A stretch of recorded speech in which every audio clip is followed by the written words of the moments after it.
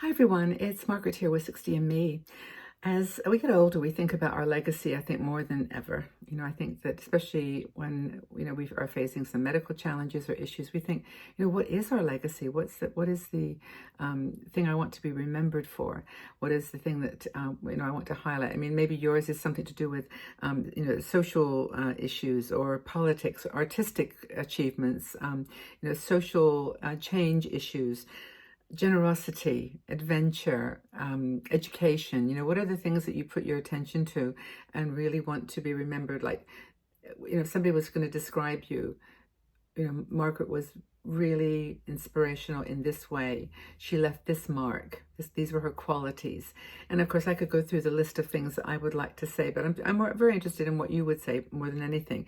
We all want to be kind and generous and be seen to be loving and helpful and all those things, but I think we have to have a legacy mindset. Now, Susanna Barton is one of our bloggers, and I don't actually talk about our bloggers very often, but they write the articles that appear on our 60andMe website, and they are like the heartbeat of this community in many ways, because they all have areas of expertise and they talk about things in the articles that are important to them, and they want to share with you guys. I mean, this is what they do. This is why they do it.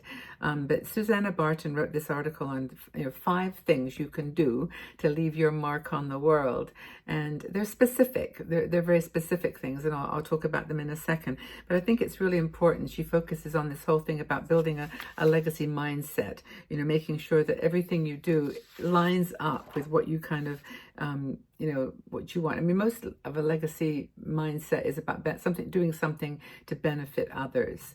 Whether it's providing a great education to your grandchildren, being a force for change with something in society, climate change, or social rights, or political issues, whatever is your thing. But I think it's something that is woven into your values and into everything that you do. It's not like suddenly you think, oh, I want to be remembered for that, so I'll do it. It has to mean something. It has to actually be true to you, true to your heart, and that we then develop our passions and our interests around those things. Like if we're interested in one particular thing, we do something in society to validate it, to make it real. So you want to leave your mark in the world, but you want to do it in a way that's reflects something that really is important to you. So let's just go through some of these things. It's not going to be a long video today because I just want to encourage you to go read Susanna's article. I'll actually leave a link to it because she talks about this mindset, this importance of thinking always about how you want to be remembered. Is it true to yourself? Is it something that you believe in? Is it something that makes a difference in the world? But here's 5 specific things that you can do. You can set up a fund, or a scholarship, or some sort of foundation in your name that supports something that you believe in into perpetuity. It's actually something that you really have a foundation that continues your work. Say, for example, that you were into a medical cause. You could, maybe in your family you've had there's a situation that you've grown from, you've learned from. It's been an impact. Start a foundation or a trust, and I think she calls them foundations or scholarship, in the name of that person that you're honoring, or in the name of yourself. It's your foundation for continued research in this area. Another is to establish a 529 college fund or savings account for your children or your grandchildren, or for any young person in your life that you feel could use the assistance. So, and I think that's in the States, a 529 college fund.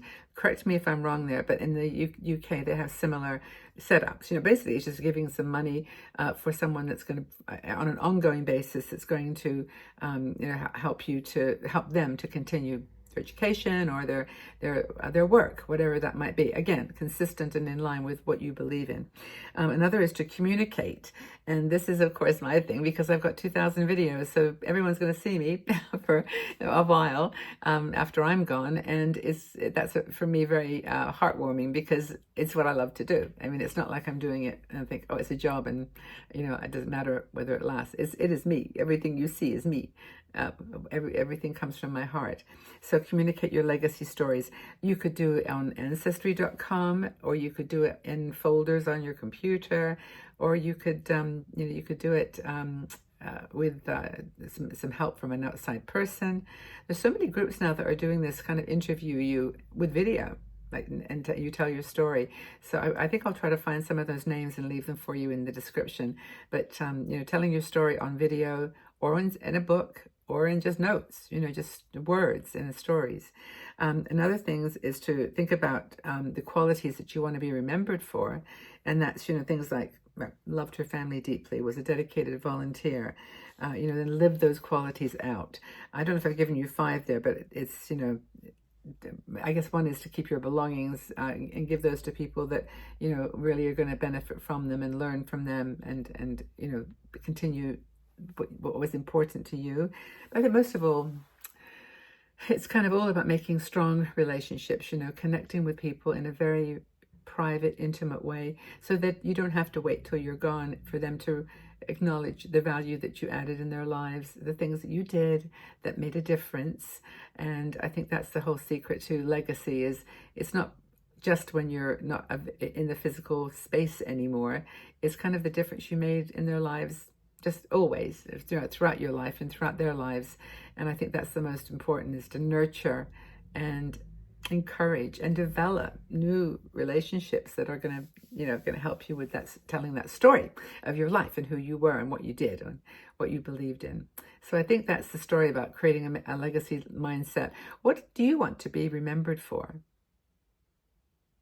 There's the question. What do you want to be remembered for? And if you write down some words that in our comment section, this is great because it helps others to think about it. But then in your own mind, think, am I living that?